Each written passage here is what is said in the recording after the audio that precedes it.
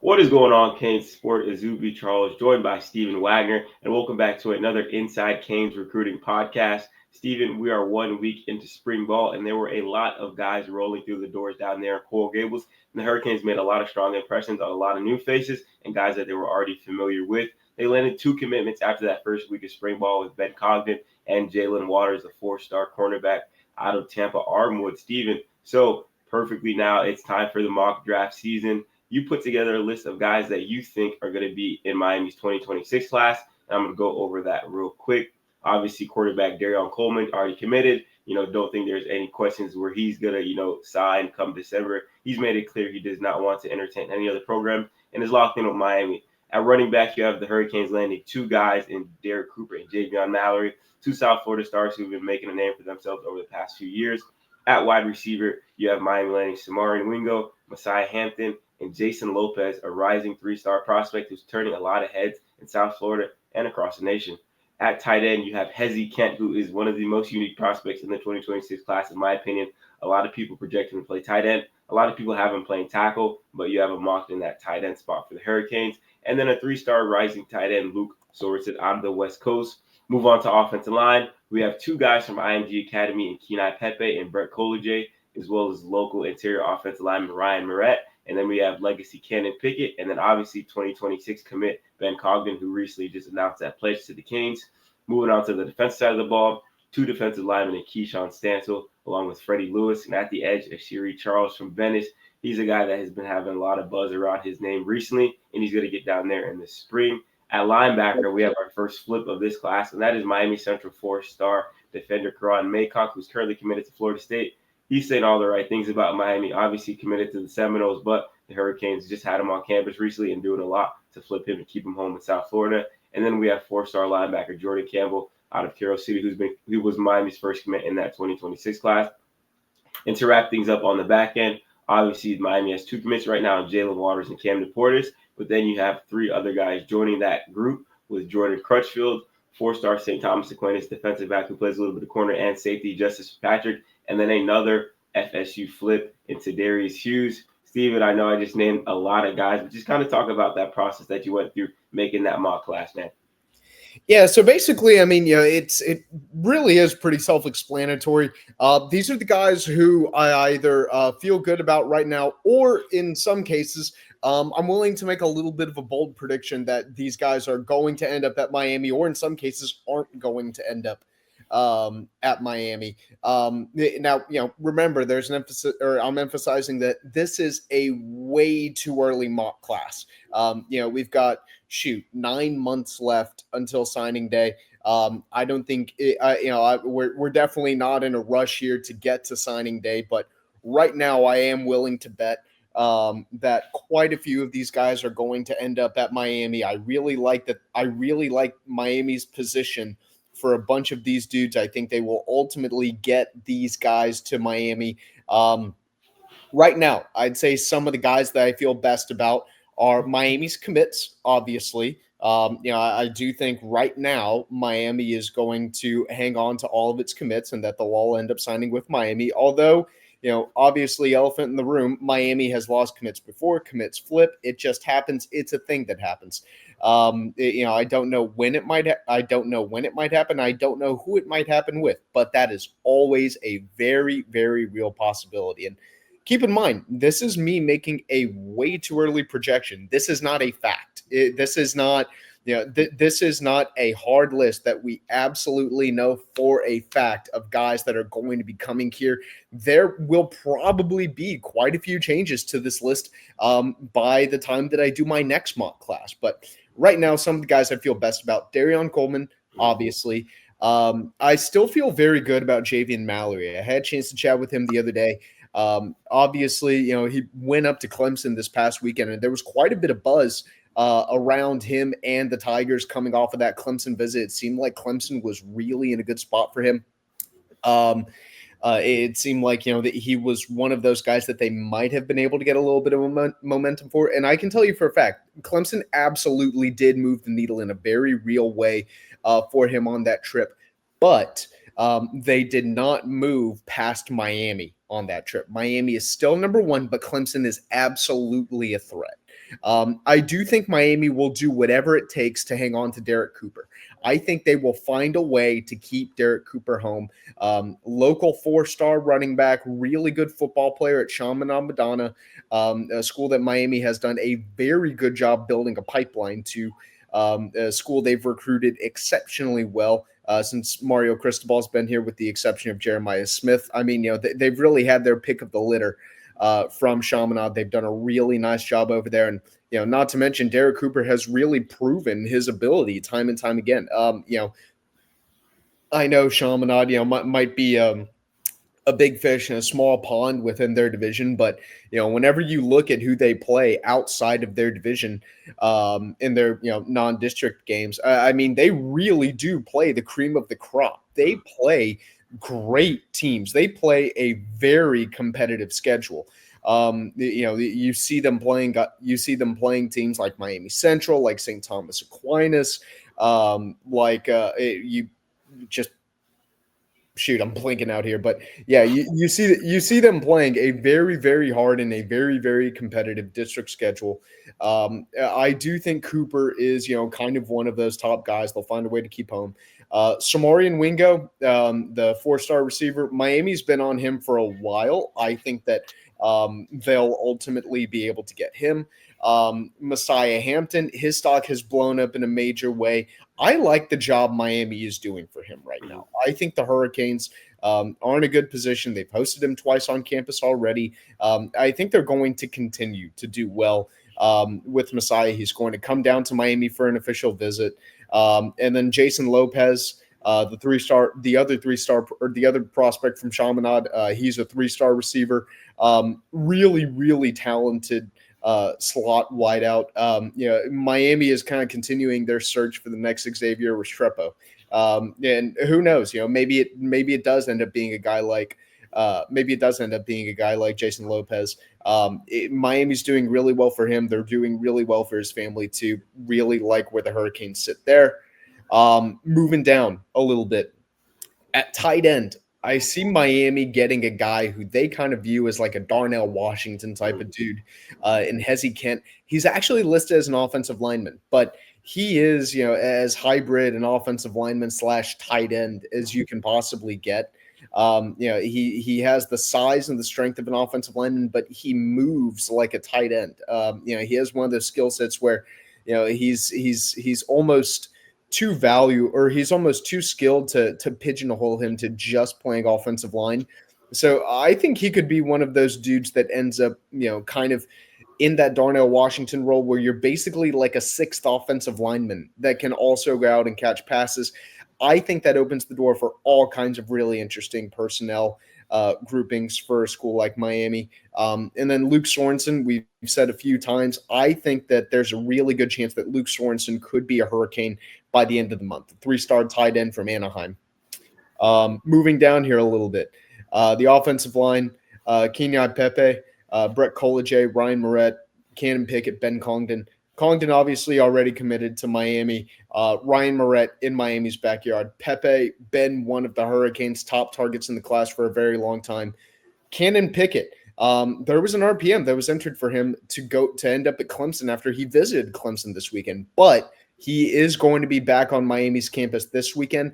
I'm predicting that Miami is going to be able to kind of flip momentum back in their favor whenever he gets back down to campus. I think that right now he's kind of riding a little bit of a post-visit high from getting to Clemson. I think Miami's going to do whatever it takes to keep Pickett to keep Pickett at Miami. And then Brett Collegier, been a lot of talk around Georgia. I think Miami is going to find a way to keep Breck at home. To keep Breck in the South Florida area. He's originally from Colorado. Right now he goes to IMG. I think Miami's ultimately going to just find some sort of a way. There's always a couple of surprises in Miami's class. I'm predicting that Breck is going to be one of those surprises. I don't know for a fact, but I really do think that there's a good chance that he could surprise some people and end up at Miami. That would not shock me at all. On the defensive line, Keyshawn Stansel. I'm figuring Miami's going to get a tackle. Freddie Wilson from from Spruce Creek.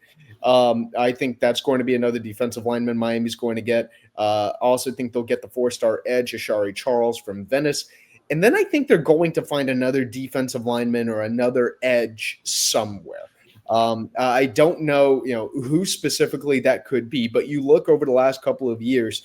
I mean, every fall, there's been a new defensive lineman or a new pass rusher that's kind of emerged for Miami. A couple of years ago, it was Stanquan Clark over at Miami Central. Last year, it was Dante Simpson and Micah Newton from Newberry and from Chaminade.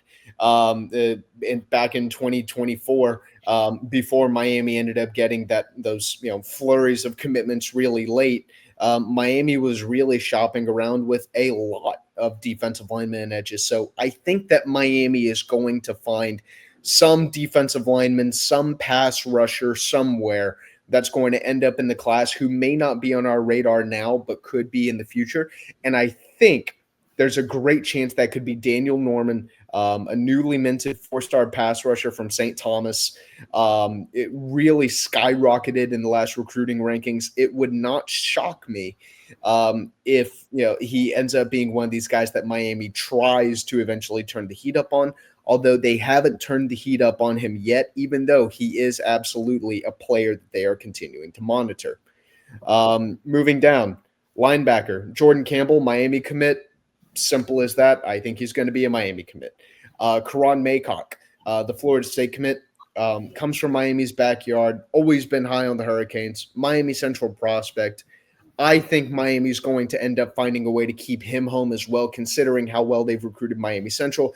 I just don't think he'll end up sticking with FSU. I think Miami is going to do enough eventually to end up flipping him.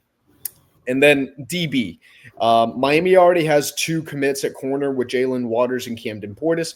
I think Miami's going to hang on to both of those. You can say what you will about Jalen Waters because now at some point he has been committed to each of Florida's 3 major schools, but I do think it's going to be most likely that he ends up at Miami based on what I know now. Jordan Crutchfield, a name that's kind of risen from Miami, a 4-star cornerback from Fort Pierce Westwood. He's really climbed on Miami's radar since the start of the new year. I'm also going to go ahead and throw Justice Fitzpatrick in that mix. The 4-star defensive back from St. Thomas, Minka Fitzpatrick's little brother. He's kind of a versatile guy who can play safety, who could play corner. Heck, I even see a scenario where he could be, kind of a bigger nickelback. Just a defensive back more generally. And then Tadarius Hughes, from Miami Northwestern. I think Miami is ultimately going to be able to flip him. That's kind of what I've got from my mock class. I will say though, something that I am going to include in there is, actually, I guess it's not really including someone so much as leaving someone out. I'm leaving Calvin Russell out of this first mock class. That's kind of a bold early prediction. And keep in mind, this is me just making a bold prediction, and there's a great chance that I'm totally wrong, and this ends up not holding true at all. He ends up being a Hurricane, and that's that. But my way too early bold prediction is that Fran Brown is going to come into Miami's backyard and get a massive signature recruiting win by stealing a top local prospect from the Hurricanes. Fran Brown has done a really freaking awesome job recruiting Calvin Russell so far. Miami's done a really, really good job too. And Miami does have confidence that they are going to be able to hang on to him. However, I'm making a really bold prediction. I am going out there and saying that I think Fran Brown is actually going to find a way to get Calvin Russell to Syracuse and get probably the biggest name recruit Syracuse has had since, I can't even tell you the last time that Syracuse would have had a commit with that level of hype, who was that highly touted. Now, again, like I said, I could be completely wrong, but that is a really bold early prediction that I'm willing to make. Yeah, and like you mentioned before, you said, a very, very long time until that December signing period. But I think that was a great list of naming, some of Miami's top targets in that 2026 class and guys that they're building momentum with. And like you mentioned, obviously a few guys, names got left off the list. One of the most notable guys being Calvin Russell. And just as we went through that list, a few other guys, popped in my mind. Obviously, Miami's doing a great job with a guy like Tristan Keys, who's the number one wide receiver in the 2026 class. But that will take a lot to do with Miami. Still, I feel like Miami's in a great spot, but that's going to take a lot of work to land him and get him out of SEC country. Another guy I want to talk about, obviously Jackson Cantwell, the number one prospect in the 2026 class. Canes are doing a great job with him as well, but just a guy that is going to take a lot of work right now. And I can see why you would have him in the class, and I can see why you wouldn't have him in the class. And then moving on to defensive line, you said, hey, Miami's going to look for another tackle or just a big lineman. James Johnson recently made the move from North Fort Myers to Miami Northwestern, so that's going to potentially play in the Hurricanes' favor. But James has made it clear right now that the Georgia Bulldogs are that front runner in his recruitment. That's another guy Miami has to make up for it. We can go down the list at every single position group. That guys that could have been on the list or made the list, maybe not. But just a great early look at Miami's potential 2026 class. That has the potential to be Mario Cristobal's best so far at Miami. Like we said, this is a very, very, very early look at what that potential class will look like. But make sure to check that out and leave your thoughts in the comments and on the message board as well. What do you think of Steven's first mock class? Obviously, there'll be plenty of updates throughout this 2026 cycle, but that's the first crack at what we're going to look at this 2026 class. And moving forward, obviously, with spring break, not too many visitors on campus this upcoming weekend, but Miami's set to host a few guys, this Saturday, Cannon Pickett being one of those guys. And, for the rest of the spring, a ton of big-time prospects are going to be making their way down to Coral Gables. I know, Steven, you've been catching up with a lot of big-time guys. Who are you excited to see most, make their way down to Miami in the coming weeks after, what has been a quiet week down there so far? Yeah, so this is going to be once everyone gets back on campus. But Ian Premer, he's going to be a kid that I'm going to be really excited to see whenever he does eventually make the trip down. I think it's going to be sometime around March 20th or so.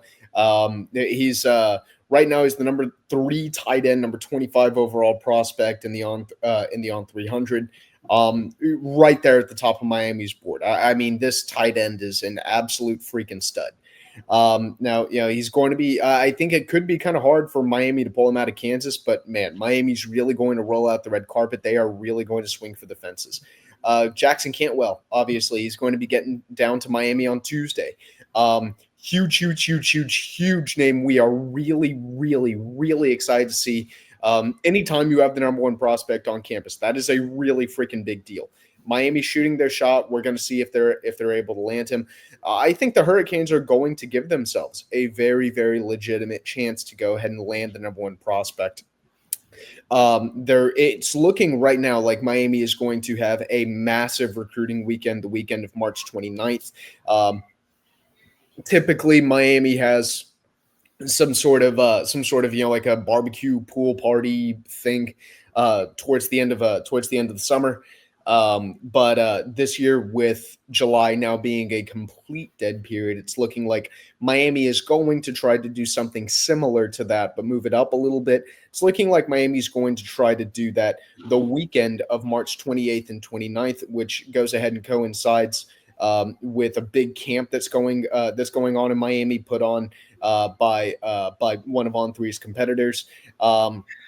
I think Miami is going to try. It looks like Miami's going to try really hard to get as much talent down there on campus as they can. I've already confirmed 6 or 7 big 4-star names that are big blue chip names that are going to be down there, and all of who are non-local guys. I would expect commits and local prospects to turn out for that thing as well. Miami's definitely going to work really hard to get as many local stars as they can to that. So, it wouldn't surprise me if Miami ends up having, 15, 20 major names on campus that weekend. And it kind of goes on from there. Eventually, I'm sure Miami will end up having a pretty good turnout for the spring game too. But I personally haven't spoken or poked around yet on the spring game, one step at a time here. Yeah, no, going to be exciting next few weeks down there in Coral Gables. And like I said earlier, a bit of a quieter week because, those guys are enjoying their spring break and kind of taking, their foot off the gas pedal. But, hey, Saturday comes around. It's back to being full throttle recruitment. Going to be super, super excited to see what prospects make their way down to Coral Gables this weekend. And make sure you stay tuned with Canesport.com as we have you covered with all of your Canes recruiting news, team news, baseball, basketball, and everything in between. And if you did like this show, make sure to leave a big like on the video. Like I said, comment in the in the messages below, and let's have some conversations about some of your thoughts, on this mock class and any other things recruiting. And then if you're not already subscribed, make sure to headsport.com and join one of the largest Miami Hurricanes communities as we talk everything Miami Hurricanes on the site and the message board, whether that be the War Room or the Recruiting Storm Center, where we give a lot of tidbits in our extra thoughts about where Miami stands with a lot of big time prospects. So for Stephen Wagner, I'm Izubee Charles. Thank you all for tuning in. Have a great rest of your day.